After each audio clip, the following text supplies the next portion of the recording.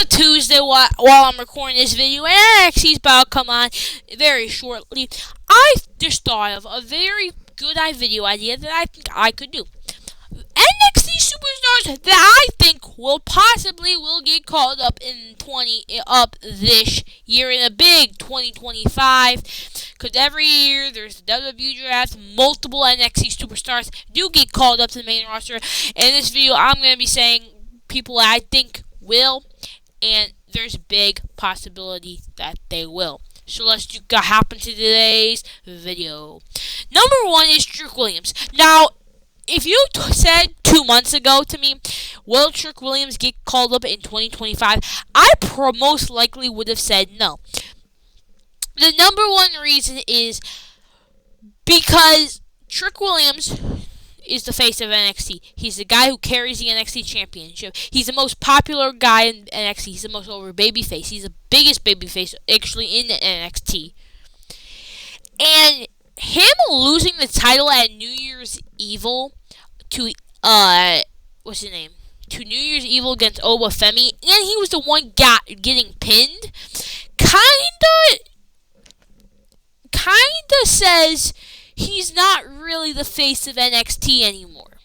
And he's not the guy they're going to push every single time.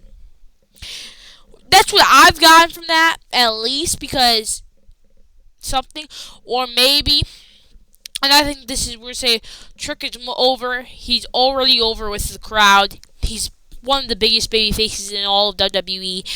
Let's start moving him out of NXT. Let's have him have more main roster appearances, see what the crowd reaction's like, and then he pops up and he officially moves to the main roster in 2025. Because I thought Eddie Thorpe was in that match just so he could take the pin for Trick or for Oba. Because Oba Femi right now, what I've gotten from that last NXT segment is he's the new face of the NXT, and that's the guy they're going to push forever, which I'm not hating. Oba Femi's literally the biggest dude of all time in NXT, bro. He's the mountain you cannot climb. But yeah, so that's why I think Trick Williams is getting called up in 2025. I'm just saying.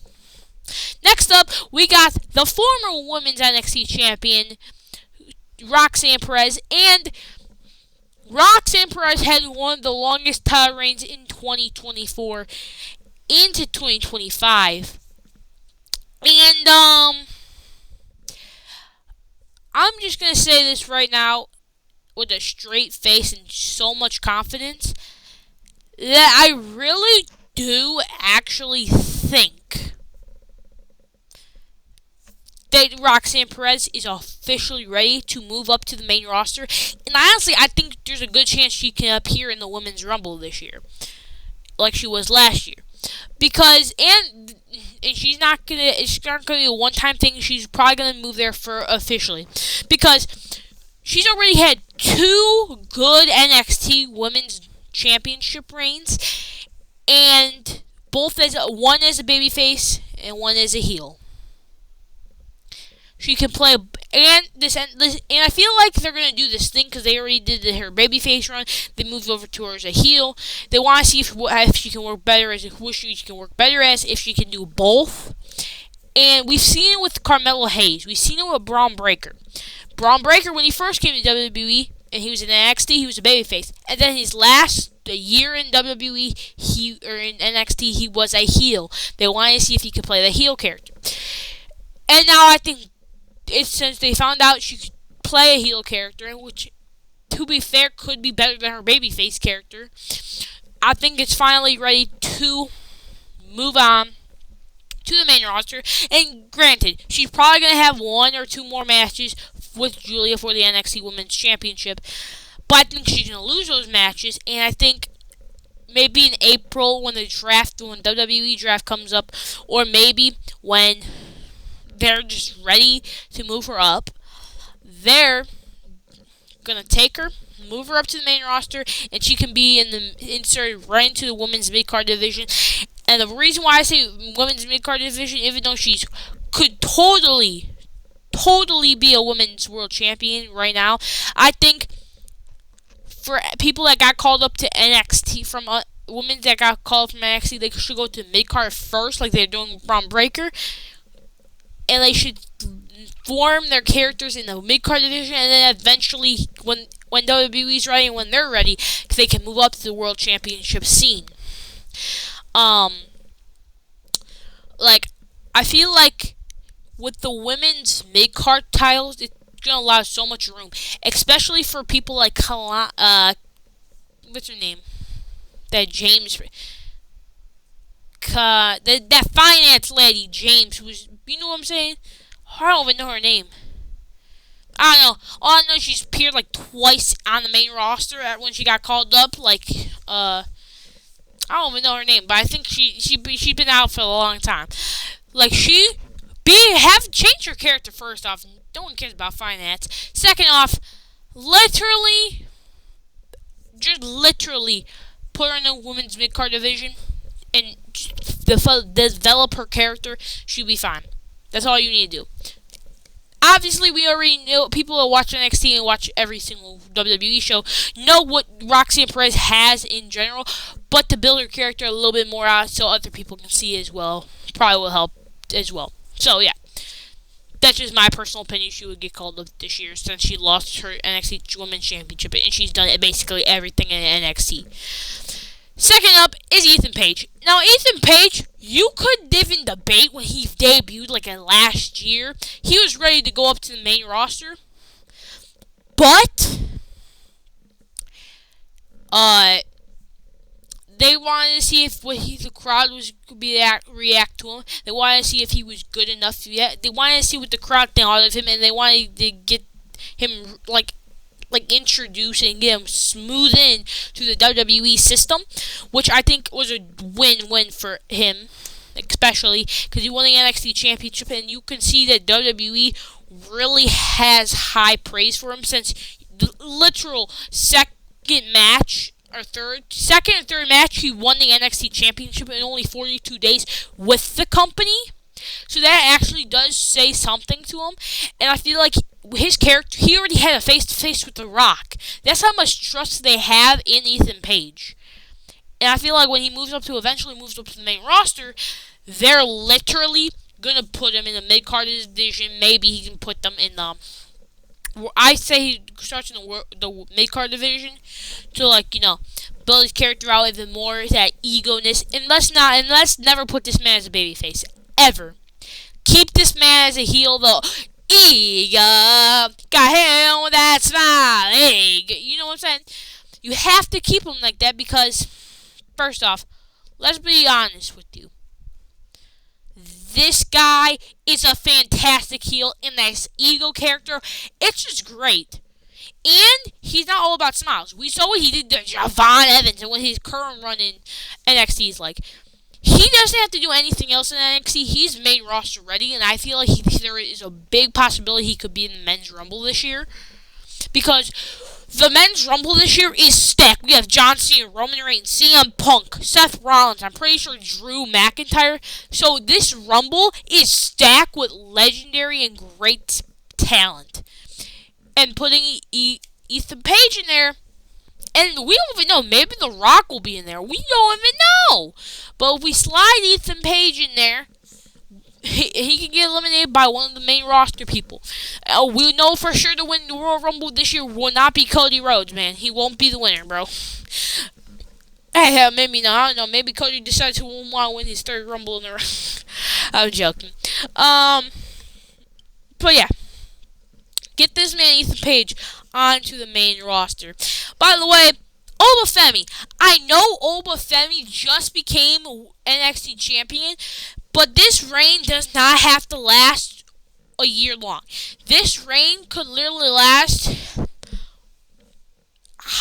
200 and almost 300 days long, and then get this man up to the main roster. Like, his NXT North American Championship reign literally lasted from January 2024 to October 2024. So, we could do the same thing. His NXT title reign could be from January to, November.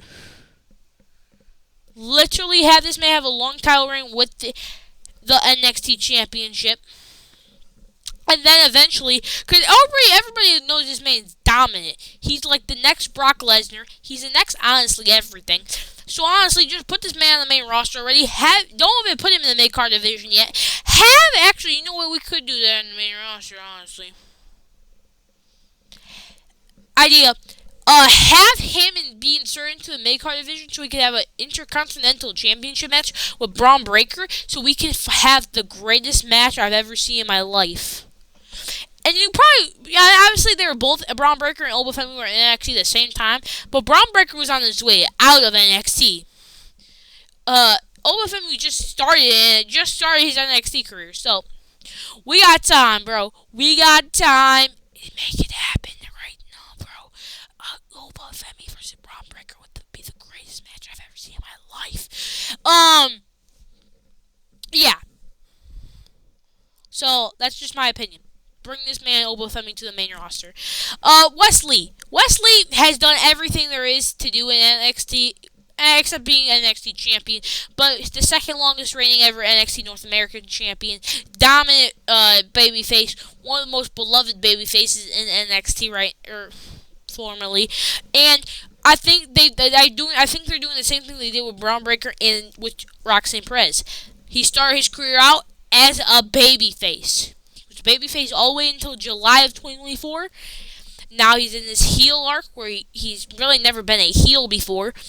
And I think when they see if they they're building out his heel character even a little bit more. And I think just gonna say this right now. I think they're gonna do a little bit more of this. Maybe he wins the NXT Championship in 2025. If he doesn't, just get this man all the way up, bro. Get this man up to the main flippin' roster. And put him in the SmackDown mid-card scene. Put him in the Raw mid-card scene. He would do fantastic. He's already fantastic in the ring. We just add more fantastic wrestlers to add more fantastic wrestlers to the WWE. It's just what WWE needs. It really does. That's really what WWE needs to do. So, yeah. I'm just telling you. That's what they need to do. So, yeah. Next up is we got Stephanie Velker.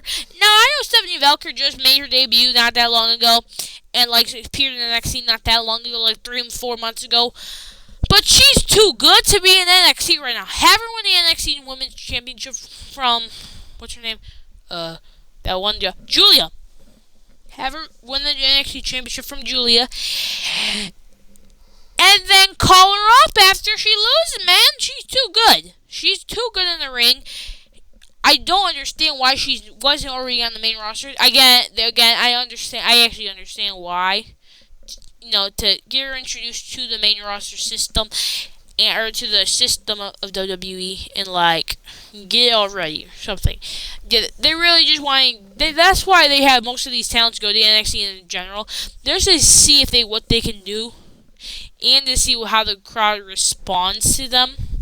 And to be all fair, most of the signings they have in WWE this year has totally worked out for NXT and WWE in general. So, I think this is a big W, big wins for everybody around here. Anyway, moving up to the next person, we got Julia. Julia, she's also equally as good as Stephanie Velker, but I think Stephanie Velker is a little bit better, in my opinion, you know what I'm saying? But yeah, Julia, she's going to do fantastic things on the main roster and as NXT Women's Champion. So, yeah.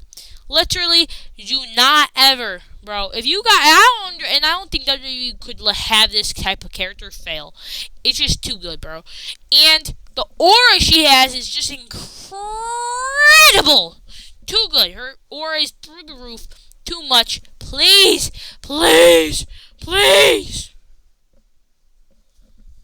Just have her. Yeah. But yeah, anyway. Yeah. Please have Julia on the main roster in 2025, please, so I can be right. Axiom, Nathan Frazier, the best tag team in all of WWE in 2024 and probably in 2025. The current moment, and the greatest NXT tag champions of all time. If you don't watch NXT right now, you wouldn't understand. You probably say some other team. You wouldn't understand. These two have bangers after bangers after bangers after bangers of matches. Every single match they defend those NXT tag team champions, and they would fit so perfectly with the WWE and the Raw tag division, so we can build the Raw tag team division out, because they had nobody there, and it's just Damian Priest, just the tag, just Finn Balor and JD McDonough, bro! That's all the main roster. That's all the main roster. That's all the Raw has. I don't care if I'm crashing out, bro. I'm being serious, bro. Please, man, bring these guys up. These guys are fantastic.